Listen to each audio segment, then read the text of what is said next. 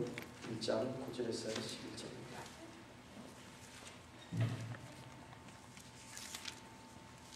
마가복음 1장 9절에서 11절까지는 몇 절 말씀인데 저 여러분이 함께 읽겠습니다. 시작. 그때에 예수께서 갈릴리 나사렛으로부터 와서 요단강에서 요한에게 세례를 받으시고 곧 물에서 올라오실새 하늘이 갈라짐과 성령이 비둘기같이 자기에게 내려오심을 보시더니 하늘로서 소리가 나기를 너는 내 사랑하는 아들이라 내가 너를 기뻐하노라 하시니라. 아멘. 여기서 고등학교를 마치고 한국으로 돌아간 한 여학생이 어제 공개된 인터넷 나눔란에 글을 하나 올렸는데요. 그 글 내용이 본 웨프라고 하는 독일의 목사님이신데 나치 시대 때 나치에 저항하다가 순교하신 분입니다. 그분이 감옥에 이제 돌아가셨는데 돌아가시기 전에 쓴 시라고 하면서 이렇게 그 학생이 그 시를 이렇게 올려 놓았던 것을 제가 읽었습니다. 제가 설교하면서 성경이 아닌 다른 분의 글을 인용하니까 좀 어색하지요. 제가 그분의 글을 한번 읽어보겠습니다. 제목이 나는 누구인가 이렇게 되어 있는데요. 이제 그분의 시가 이렇습니다. 나는 누구인가.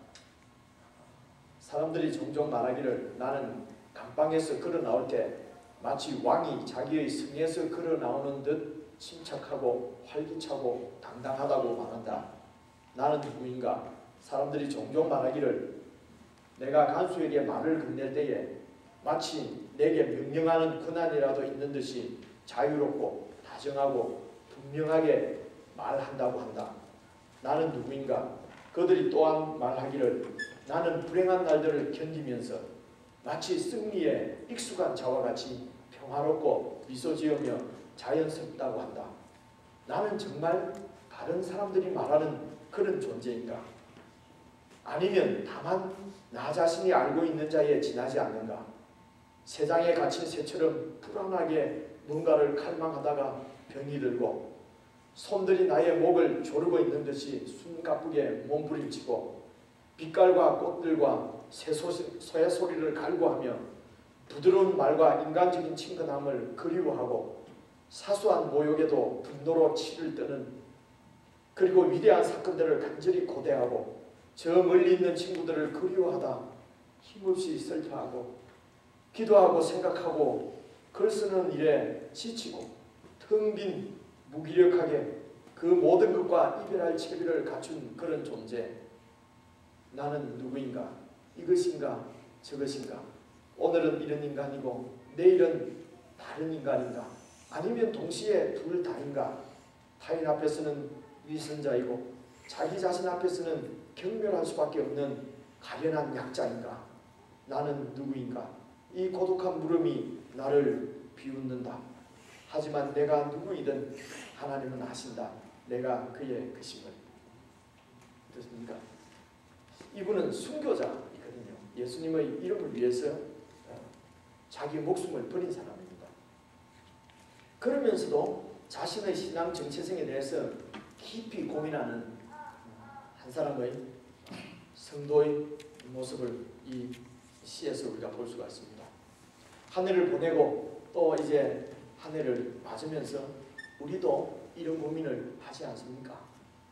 내가 정말 예수 믿는 사람이 맞을까? 내가 정말 구원 받은 사람일까? 이렇게 보면은 구원 받은 것 같고 저렇게 보면은 정말 예수 믿는 사람 같지 않고 이것이 우리의 고민이 아닌가 싶습니다. 자, 오늘 새해 첫 달 우리에게 하나님께서 주신 하나님의 말씀은 마가복음입니다. 첫 달 우리가 마가복음을 묵상하게 될 텐데 이 마가복음의 1장 1절을 보니까 여러분 이렇게 시작을 하고 있습니다. 하나님의 아들 예수 그리스도의 복음의 시작이다. 하나님의 아들 예수 그리스도의 복음의 시작이다. 여러분, 이 세상에도 복음이 있습니다. 이 세상에도 복된 소식, 기쁜 소식들이 많이 있지요. 그러나 조금만 깊이 생각해 보면 이 세상에 있는 기쁜 소식들, 복된 소식들은 다 상대적입니다. 성진한 사람의 기쁨 뒤에는 탈락한 사람의 절망이 있습니다. 합격한 사람의 복된 소식 뒤에는 실패한 사람의 한숨이 있습니다. 그러나 예수 그리스도의 복음은 하나님께서 예수 그리스도의 생애와 죽으심과 부활을 통해서 예비하신 구원의 기쁜 소식이기 때문에 이 복음을 받는 사람들은 모두 다 제사함과 거듭남의 은총을 받게 되는 그런 복음입니다. 예수 그리스도의 복음은 어떤 우리의 행위나 우리의 잘남이나 우리의 공로나 그런 것을 통해서가 아니라 예수 그리스도의 삶과 죽음과 부활이라고 하는 이 역사적인 사실 위에 기초를 두고 있는 것입니다. 예수 그리스도의 삶과 죽음과 부활을 통해서 모든 인간을 죄와 사망의 권세로부터 구원해내는 기쁨의 소식인 것입니다. 예수님은 우리를 죄로부터 구원하는 구원자가 되십니다. 예수님은 우리를 하나님께로 인도하시는 길이 되십니다. 예수님은 하나님의 자녀로 우리를 거듭나게 하는 그런 생명이 되십니다. 그분은 우리의 주인이 되셔서 우리 인생을 인도하시는 목자십니다. 우리의 모든 필요를 채워주시는 공급자가 되시는 것입니다.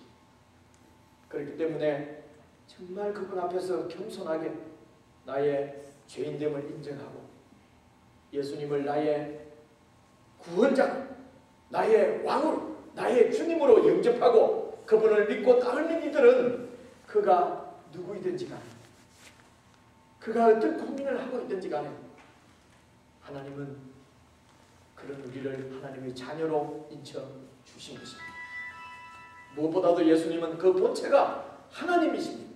완전한 신성을 가진 하나님의 아들이십니다.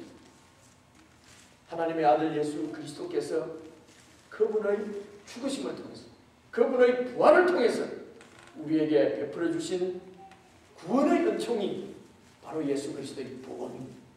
그러므로 이 복음을 붙잡고 이 복음 안에 있는 자들은 오늘 나의 연약함, 나의 부족함 때문에 고민하는 한 사람의 성도라 할지라도 우리에게는 하나님의 생명이 있는 거듭난 하나님의 자녀로 그분이 우리를 다시 태어나게 하신 줄로 여러분이 되시기를 바랍니다.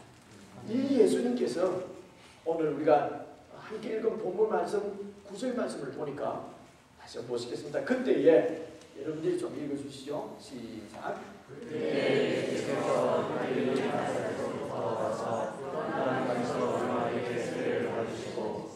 그 본체가 하나님으로서 완전한 신성을 가지신 하나님의 아들 예수 그리스도께서 사람인 요한에게 지금 세례를 받으셨습니다. 여러분, 요한의 세례가 무엇입니까? 그것은 백성들을 죄로부터 돌이키기 위해서, 회개하기 위해서 베푸는 회개의 세례였습니다. 그래서 백성들은 회개하고 죄사함 받기를 원해서 요한에게 나와 요단강에서 세례를 받았던 것입니다. 그러나 예수님은 죄가 없으신 하나님의 아들이시기 때문에 세례를 받으실 필요가 없는 분입니다. 그런데 왜 예수님께서 사람인 요한에게 세례를 받으셨습니까? 예수님은 아무런 죄가 없으시지만 세상 죄를 대신 지고 가는 어린 양으로 제물로 하나님께 바쳐지기 위해서 이 땅에 오셨기 때문에 스스로 죄인들과 동일한 동료로 여기시고 죄인처럼 세례를 받으신 것입니다. 예수님은 하나님이신데 죄인의 자리에 내려와 앉으신 것입니다. 그런데 우리는 죄인인데도 죄인이 아닌 것처럼 정죄하고 판단하고 비판하며 그렇게 살고 있지는 않습니까? 한국의 총신대학의 역사 신학자인데요. 한국에서는 아주 유명한 분입니다. 박용규 교수라는 분이 있습니다. 연변과학기술대학에 그때 중국의